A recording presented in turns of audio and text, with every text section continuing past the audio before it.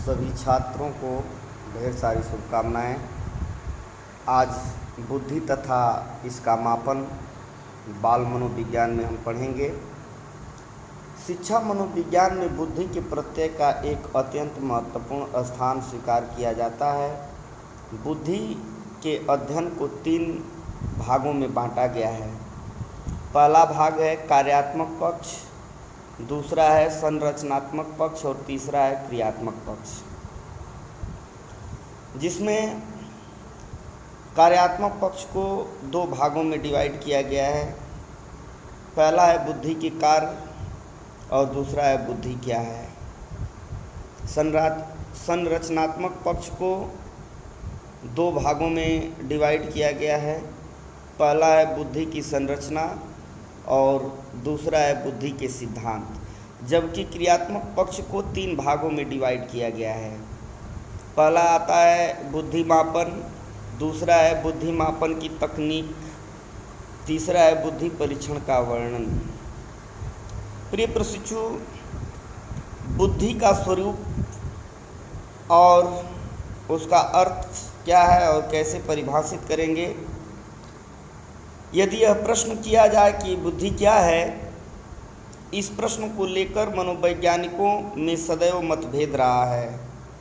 प्रारंभ में मनोवैज्ञानिकों ने बुद्धि की कोई स्पष्ट परिभाषा न देकर समानार्थक शब्द जैसे विवेक, समायोजन, योग्यता, समझ इत्यादि के द्वारा समझाने का प्रयास किया है। लेकिन बुद्धि शब्द का वास्तविक अर्थ अत्यंत जटिल तथा व्यापक है। बुद्धि को परिभाषित करते हुए सन 1910 ईस्वी में ब्रिटिश मनोवैज्ञानिक की एक सभा थी। उसमें सभा के परिषद में आयोजित किया गया, लेकिन इसकी स्पष्ट परिभाषा ब्रिटिश मनोवैज्ञानिकों ने भी नहीं दे पाई। इसके बाद सन 1921 ईस्वी में 14 मनोवैज्ञानिकों द्वारा भिन्न भिन्न बुद्धि की परिभाषाएं प्रकाशित की गई, जिसको जर्नल ऑफ एजुकेशन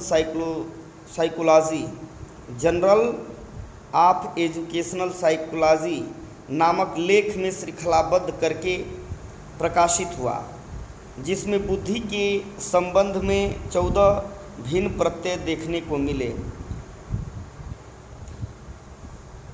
प्रिय प्रशिक्षु, सन 1923 में औपचारिक रूप से सर्वप्रथम बोरिंग महोदय ने बुद्धि को परिभाषित करते हुए लिखा था कि बुद्धि वही है जो बुद्धि परीक्षण मापता है। बुद्धि वही है जो बुद्धि परीक्षण मापता है, या बुद्धि परीक्षण को जो मापता है वही बुद्धि है। लेकिन प्रथम सफल बुद्धि परीक्षण का निर्माण 1905 में अल्फ्रेड बिने ने किया था, और संशोधन इसमें 1908 और 1911 में साइमन के साथ मिलकर के किया था। रास महोदय का मानना है कि वे यह निश्चित नहीं कर सके कि बुद्धि में स्मृति या कल्पना, भाषा या योग्यता या संवेदना सम्मिलित है या नहीं।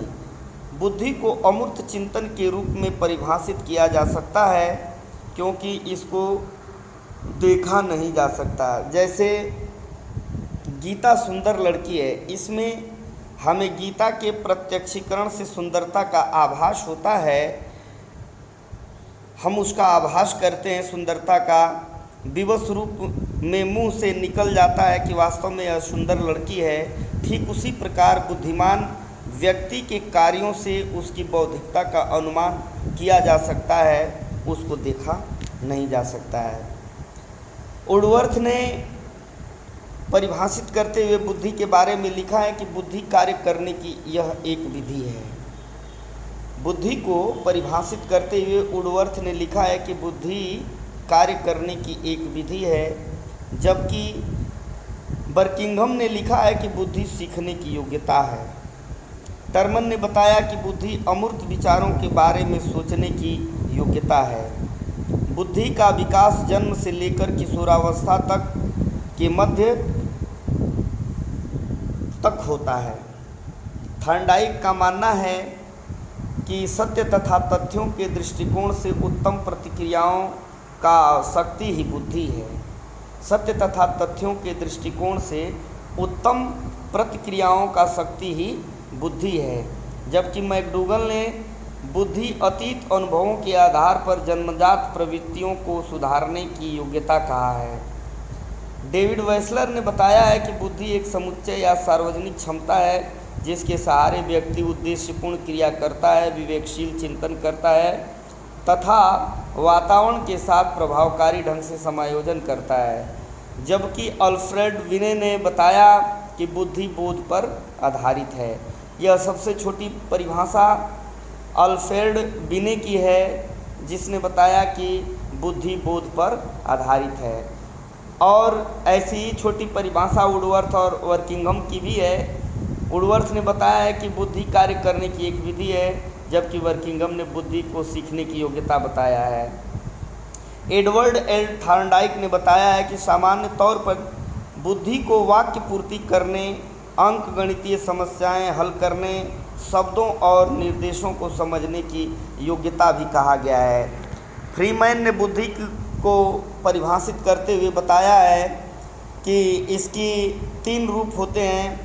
पहला इन्होंने बताया कि अमूर्त चिंतन के रूप में बुद्धि, दूसरा बताया है समायोजन करने की योग्यता के रूप में बुद्धि, तीसरा बताया है सीखने की योग्यता के रूप में बुद्धि। अब जानेंगे कि अमूर्त जो होता है समायोजन सीखने की योग्यता के रूप में होता है। निष्कर्षतः हम यह कह सकते हैं कि बुद्धि व्यक्ति की जन्मजात शक्ति है और उसकी सब मानसिक योग्यताओं का योग एवं अभिन्न अंग है।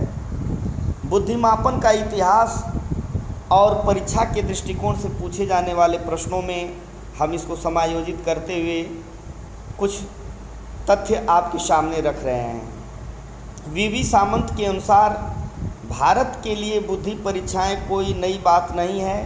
वेदों, उपनिषदों और पुराणों में यत्र तत्र रूप में बुद्धि परीक्षाओं के उल्लेख मिलते हैं। जैसे कठोपनिषद में यम और नचिकेता के संवाद, छंदोग्य उपनिषद में अरुणी एवं उद्दालक के बीच का संवाद, बृहदारण्यक उपनिषद में राजा जनक के दरबार में याज्ञवल्क्य और उत्तर वैदिक कालीन विदुषी महिला गार्गी के बीच तत्वमीमांसीय तत्वों, ईश्वर, जीव जगत या दार्शनिक प्रश्नों पर संवाद, ये सारी चीज़ें जो है बुद्धिमापन के तरफ इशारा करती हैं। जबकि प्लेटो की पुस्तक रिपब्लिक में सुकरात और प्लेटो के बीच में जो संवाद हुआ है उसमें मिलिंद पन्नों में बौद्ध भिक्षु नागसेन और यवन राजा मेनांडर के बीच संवाद हुआ है। शारीरिक रूप से भी बुद्धिमत्ता की पहचान की जाती है। जैसे एग्जाम्पल के तौर पे कहा जा सकता है कि छितरे दांत वाला कोई ही मूर्ख होता है। जिनके दांत छितरे होते हैं वो कोई ही मूर्ख होता है। अधिकांश छितरे दांत या दांतों के बीच अंतर वाले बुद्धिमान और भाग्यशाली होते हैं। सन 1972 में स्विट्जरलैंड के मनोवैज्ञानिक लेवेटर ने बुद्धिमत्ता का आधार शारीरिक लक्षणों को बताया। उसने बताया सन 1796 में ग्रीनविच वेधशाला लंदन के किरण ब्रूक नामक एक कर्मचारी के द्वारा ग्रहों की गति के समय को ज्ञात करने में जो त्रुटि की, जिसके कारण 19वीं शताब्दी के प्रारंभ में यूरोपीय जगत में बुद्धि मापन का कार्य आधुनिक दृष्टिकोण से होने लगा। बुद्धि परीक्षण का सबसे विस्तृत स्तर पर प्रथम बार कार्य जो है फ्रांस में संपन्न हुआ। 1879 में जर्मन के लिप्जिंग नामक शहर में विलियम वुंट द्वारा प्रथम मनोवैज्ञानिक प्रयोगशाला की स्थापना की गई। 1890 में कैटल ने प्रथम बार मानसिक परीक्षण शब्द का प्रयोग किया था। सन 1890 में कैटल ने प्रथम बार मानसिक परीक्षण शब्द का प्रयोग किया था। ये आप याद रखेंगे, बहुत इम्पोर्टेंट है। अब बुद्धि परीक्षण के बारे में जो प्रश्न आते हैं उस पर चर्चा करते हैं। प्रथम प्रयास अल्फ्रेड विने, थियोडर साइमन, इन्होंने प्रथम प्रयोग 1905 ईस्वी में किया था। बुद्धिलब्धि शब्द का प्रथम सुझाव विलियम स्टर्न और कोहलमैन ने 1912 में अपना प्रयोग दिया था। बुद्धिलब्धि का प्रयोग टर्मैन ने 1916 में दिया। विने साइमन ने बुद्धि परीक्षण का स्तंभ 13 से 15 वर्ष के बालकों से किया है, अर्थात बाल्यावस्था से लेकर किशोरावस्था तक के बच्चों का बुद्धि परीक्षण किया जा सकता है। इसी के संदर्भ में बुद्धि के सिद्धांत और उनके प्रवर्तकों के बारे में हम जान लेंगे। बुद्धि के सिद्धांत, एक खंड सिद्धांत अल्फ्रेड विने साइमन स्टर्न और टर्मन ने दिया, जबकि 2 खंड सिद्धांत स्पीयरमैन, 3 खंड सिद्धांत स्पीयरमैन, बहुकारक सिद्धांत या जिसको आणविक सिद्धांत के नाम से जानते हैं एडवर्ड एल थॉर्नडाइक ने दिया है। बुद्धि की संरचना सिद्धांत को जेपी गिलफोर्ड ने दिया है। समूह कारक सिद्धांत थर्स्टन ने दिया है। तरल ठोस बुद्धि सिद्धांत आरबी कैटल। देखिए, तरल ठोस बुद्धि सिद्धांत ये सी टेट और टेट में भी पूछता है, ये प्रश्न बहुत इंपॉर्टेंट है। पदानुक्रमिक सिद्धांत फिलिप बर्नन ने दिया। बहुबुद्धि सिद्धांत होवर्ड गार्डन ने दिया। त्रितत्व सिद्धांत रॉबर्ट स्टैनबर्ग ने दिया। बुद्धि का पास मॉडल जेपी दास ने दिया। संज्ञानात्मक विकास का सिद्धांत जीन पियाजे ने दिया। और बुद्धि का एक कारक सिद्धांत जो है, बुद्धि के एक कार सिद्धांत को देने का मुख्य श्रेय पेरिस विश्वविद्यालय के प्रोफेसर अल्फ्रेड बिने को जाता है। अल्फ्रेड बिने के साथ साथ एक कारक सिद्धांत के समर्थक साइमन विलियम स्टर्न और टर्मन को भी माना जाता है। आज के ऑनलाइन क्लासेस में बस इतना ही। अगले दिन हम पुनः बाल मनोविज्ञान के कुछ महत्वपूर्ण तथ्यों के साथ उपस्थित होंगे। तब तक के लिए बहुत बहुत धन्यवाद। स्टे एट होम, आप अपने घर पे रुकें, भीड़ भाड़ वाले इलाकों में न जाएं और सोशल डिस्टेंसिंग का पालन करें। समय समय पर अपने हाथ को धोते रहें, सैनिटाइज करते रहें। मेरी ढेर सारी शुभकामनाएं। आप स्वस्थ रहें, व्यस्त रहें, मस्त रहें। धन्यवाद।